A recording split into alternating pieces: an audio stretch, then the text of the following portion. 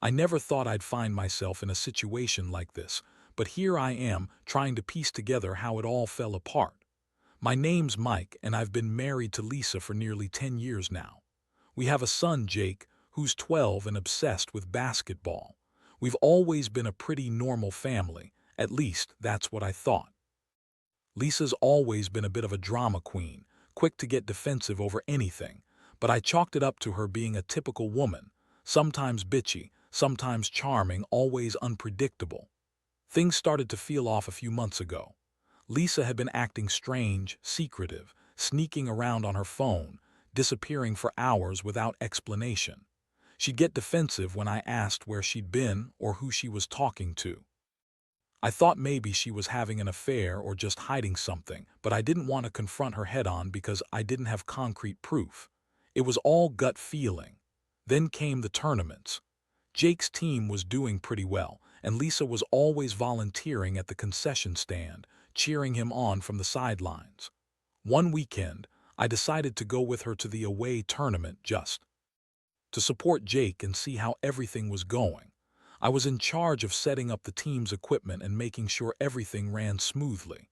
It was hot, noisy, and chaotic, but I was proud of Jake. He's a good kid, hardworking, polite, and serious about his game. That Saturday night after Jake's game, I stayed behind to help pack up. Lisa had already gone back to the hotel room with some of the other parents. The team stayed at a small motel near the gym, nothing fancy, but it was enough for the kids and their parents to crash after a long day. I was packing some chairs when out of nowhere I saw Lisa talking to Coach Thompson, the team's coach, near the lobby. I noticed she was acting a little too friendly, laughing a little too loudly, leaning in quite a bit. It was odd, but I didn't think much of it at first. Then I saw her hand linger on his arm, and that's when my stomach dropped. Something about it felt wrong. I watched them go into the hotel, and I called out to my buddy Dave, who was standing nearby. I asked if he saw her. With Thompson, he shook his head and said he didn't notice anything unusual. I kept watching. Minutes later, I saw them enter Thompson's room together. That was the moment everything changed for me. I felt my whole world tilt. The hotel door closed behind them, and I just stood there, stunned. I knew in my gut what was happening. My wife was cheating on me, probably with her son's coach. I couldn't believe it. Lisa had always been a little bitchy, always quick to lie and make excuses, but I never thought she'd cheat. I felt this horrible mix of anger, betrayal, and sadness slam into me all at once. How could she do this? What did I do wrong? And more than anything, how the hell was I going to fix this? I couldn't just leave it there. My mind was spinning, trying to process what I'd just seen. I felt a mixture of rage and betrayal that almost made me sick. I didn't want to confront her in the lobby, not after just witnessing her sneaking off with Thompson like that. Instead, I waited until she came back to the room, which wasn't long. She looked flushed, a little too happy, like she just had the best night of her life. That's when I knew I had to do something, anything, to get to the bottom of this mess. The next morning, I waited until she was in the bathroom, brushing her teeth or whatever, and then I slipped out of the room. I decided to look for some evidence, something that would prove her betrayal beyond just my gut feeling. I checked her phone, rifled through her purse, anything that might give me a clue. But Lisa is not stupid. She's always a step ahead. She had her phone password protected and kept her purse closed. I was about to give up when I remembered she'd left her laptop open on the bed the night before, probably to check something last minute. I hesitated at first, but then I sat down and started to scroll. That's when I saw the email. A series of emails, nothing explicit, but enough to tell me she'd been talking to Thompson in a way that wasn't just coach and player. There were emails about plans to meet again, excuses about missed practices, and even some flirty comment about seeing him soon. I felt my chest tighten. My wife had been lying to me for months, hiding her affair in plain sight. I read on, sick to my stomach, realizing that what I had suspected was true. She was cheating on me with someone I trusted to be around my son. That's when it hit me. I had to confront her. I waited until she came back from breakfast, trying to keep my composure. When she walked in, I just looked at her. She smiled, that bitchy, dismissive smile she always wears when she thinks she's right. I took a deep breath and told her I knew everything. that I'd seen her sneaking into Thompson's hotel room. Her reaction. She rolled her eyes and said, "Oh, please, Mike, you're overreacting, you always do." She lied right to my face like she didn't even care that I was hurt, betrayed, and furious. I wanted to explode, but I kept my voice calm, just enough to make her squirm. She started spinning some bullshit about how it was just sex, nothing serious, that she was just lonely and needed something. Yeah, right. Like that makes it okay. She kept lying, saying I was imagining things, accusing me of spying, of being paranoid. But I'd seen the messages, the hotel footage, and I knew she was lying her ass off. That's when I realized I couldn't just let this slide. I had to decide what to do, and fast. My whole world was crumbling, and I wasn't even sure if I wanted to stay in this marriage anymore. All I knew was that I couldn't forgive her, not after what I'd seen. The trust was gone. Completely. After that confrontation, I felt like I was walking around in a fog. Part of me wanted to believe her bullshit. Maybe she was just drunk or she made a terrible mistake. But deep down, I knew better. Her words, her lies, they didn't add up. I could see right through her. Still, I decided to keep my cool for now, to think things through. I didn't want to blow up and do something I'd regret. But I also knew I couldn't stay silent. Not anymore. Over the next few days, I started noticing more things. Lisa's behavior was even more bitchy and defensive. She kept trying to dismiss everything, insisting I was crazy, paranoid, or overthinking. The more she lied, the more I realized how much I'd been blind for so long. I'd always thought she was just a little high maintenance, but now I saw the real truth. She had been sneaking around behind my back, betraying everything we built. And for what? Some fleeting moment of excitement with Thompson. Some stupid, meaningless sex. It made me sick to think about her throwing away everything for that. One night I decided I'd had enough. I sat her down in the living room, told her I wanted honesty, no more lies. She looked annoyed, like I was bothering her, and said, "What the hell are you even talking about? I don't have time for your dumb accusations." That's when I pulled out the email printouts I had saved. Her face paled. She stammered, "That's not what it looks like," but I was done listening. I told her if she wanted to keep lying, that was her choice, but I knew the truth. And I wanted her gone if she wasn't going to be honest. Her reaction. She scoffed, called me psycho, and said I was ruining everything for her.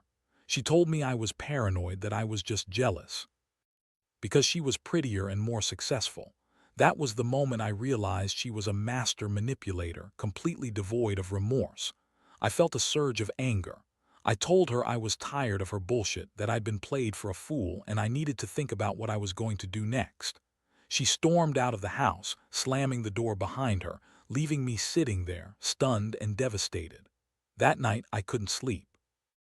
All I kept thinking about was how she lied, how she betrayed me in the worst way possible, how she'd been sneaking around with a man I considered a coach and a mentor to my son. I felt like I'd been punched in the gut. The worst part, I still loved her. Somewhere deep down, I wanted to believe she'd come clean, that maybe we could fix this. But the more I thought about it, the clearer it became. Trust was shattered. There was no fixing this without honesty, and I doubted she had it in her. I felt torn, furious, and utterly broken. This wasn't just about cheating. It was about losing everything I thought was real. The next morning, I woke up feeling like I'd been hit by a truck. My mind was racing, trying to figure out what to do next. I knew I couldn't just ignore what had happened, but I also didn't want to make a rash decision. I needed a plan, something concrete. I decided to do some digging, find out exactly how deep her betrayal went, and figure out what steps I needed to take to protect myself and my son. I started by calling some of the other parents from the team, especially the ones who were close to Lisa. I needed to know if she'd been acting differently around them, if anyone else suspected anything. Turns out, a few had noticed her texting Thompson late at night, acting defensive when questioned. One parent, Mark, told me he'd seen Lisa sneaking her phone into her purse after she thought no one was looking, and that she seemed secretive about her plans. That confirmed my suspicions. She'd been hiding a lot, and I wasn't imagining it all. I also got hold of the hotel footage from the night before. That was the moment I realized how easy it had been for her and Thompson to sneak into that room. The hotel security footage clearly showed her entering his room around 9 p.m., staying there for about an hour, then leaving. She was lying when she claimed she was at the lobby, claiming she was just talking to friends. No way. This wasn't just some innocent flirtation, it was something serious. The footage was proof enough, but it also made me feel sick. Seeing her walk into that room, knowing what I now knew, that she'd been lying to my face all along. The worst part was how cold and calculating she'd been about it. Her lies, her excuses, they all crumbled with that footage. I felt my stomach twist. I was angry but also deeply hurt. I'd trusted her for so long, and she'd thrown it all away for a moment of stupid sex with a man I considered a mentor to my son.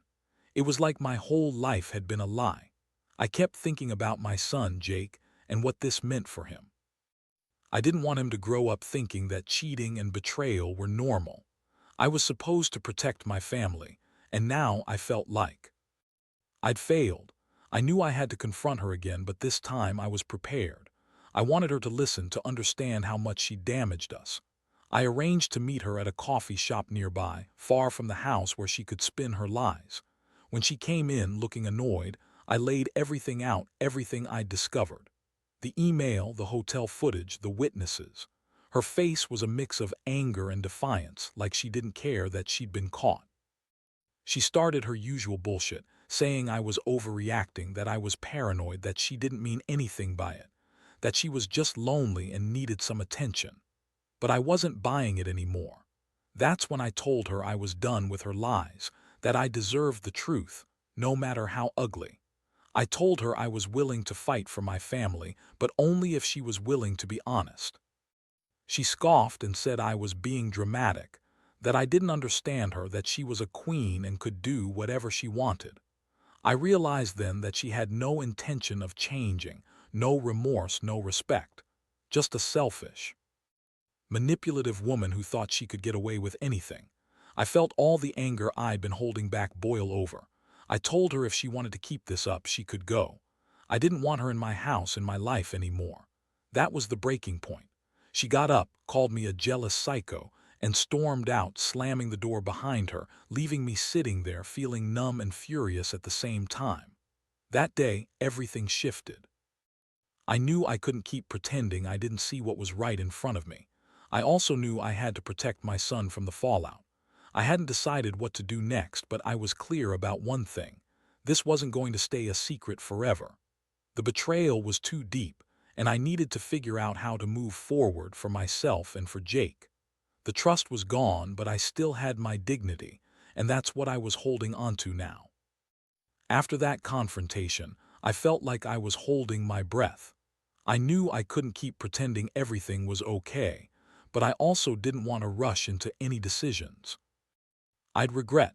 I needed time to think, to process what I'd uncovered, and to figure out what I truly wanted. I decided I'd take a few days away from the house, stay with a friend, and let everything settle in my mind. But even in those quiet moments, I couldn't shake the feeling of betrayal, like a deep, gnawing wound that wouldn't heal. In the days that followed, I started gathering everything I could. I went back through her emails, texts, and took screenshots of the hotel footage. I wanted to have all the evidence laid out before I made any move. I also reached out to a lawyer, just to understand my rights and what steps I could take if I decided to divorce. The thought of losing my marriage, of splitting up my family, was devastating, but I knew I couldn't keep living with this lie hanging over me. Meanwhile, Lisa kept acting as if nothing happened, bitchy, dismissive, throwing around accusations that I was paranoid or crazy. She kept insisting that I was jealous or possessive, that all her cheating was just sex, nothing serious. She kept lying, pretending to be the innocent victim. I could see her lies for what they were now, desperate, pathetic attempts to manipulate the situation. She had no remorse, no accountability. It only made me angrier knowing she'd been so reckless and selfish about everything. One night, I finally decided I couldn't keep hiding from the truth. I sat her down again, this time with everything I'd collected. I laid out the evidence, the emails, the footage, the witness statements. I told her I knew she'd been lying from the start, that I'd seen the truth clearly now. Her reaction, absolute rage. She called me crazy, said I was blowing everything out of proportion, and accused me of trying to ruin her. She looked at me with this venomous glare and said she'd never cheat on me, that I was just imagining things because I was insecure. But I wasn't backing down anymore. I told her she was full of shit, that I'd had enough of her lies, and that I'd be taking this to a lawyer. I told her I wanted a divorce fast. I couldn't live with her anymore, knowing what she'd done, knowing she'd betrayed everything we built. She just sneered, then stormed out of the house again, calling me a crazy, jealous husband. That night I felt a mix of relief and despair. Relief that I finally had the truth out, and despair because I knew this was going to change everything. Our marriage was over and I was left picking up the pieces. I don't think I've ever felt so betrayed in my life. It's like I spent years trusting a woman who was secretly planning to destroy us all. I saw her true colors: selfish, manipulative, utterly without remorse. But I also realized I had to do what was best for me and Jake. No matter how much it hurt, I couldn't stay in a marriage built on lies and betrayal. I had to protect my son from all this chaos. And I guess, deep down, I was starting to accept that sometimes the only way to move forward is to walk away from what's broken beyond repair. The days that followed were a blur. I filed for divorce, and it was the hardest thing I'd ever done. Seeing Lisa's face during the proceedings, her bitchy smirk, her defiance, made me realize how much she'd been gaslighting everyone around her. She insisted she was the victim, that I was crazy and jealous, but I didn't bother arguing anymore. I knew the truth, and that was enough. I wanted out, for my own sanity, for my son's future. The divorce was finalized a few months later. It wasn't easy, and the emotional scars still sting, but I felt a weight lift. I finally saw clearly what I'd been blind to for so long. Trust, once broken this badly, is nearly impossible to repair. Lisa moved out and I took full custody of Jake. Watching him play basketball, seeing his innocence, reminded me why I fought so hard to get out of that mess. Now I'm rebuilding my life. I've learned a lot through this ordeal, about trust, manipulation, and my own strength. The experience has made me more cautious, more guarded, yet also more aware of what I deserve. I've started dating again, cautiously, but I know I'll never forget what happened. It's left a scar, but it's also taught me that I don't have to accept betrayal from anyone. I deserve honesty, respect, and loyalty. Looking back, I realize I should have trusted my instincts from the beginning. I should have seen the signs: her secretiveness, her lies, her dismissiveness. But I was blind because I loved her, and I never wanted to admit how far she'd fallen. Now I see clearly. I hope anyone going through something similar learns to listen to that gut feeling. Because when someone shows you who they really are, you'd better believe them. Don't wait until it's too late. Protect yourself. Protect your heart. And always remember, even in the darkest moments, you have the strength to walk away and start over.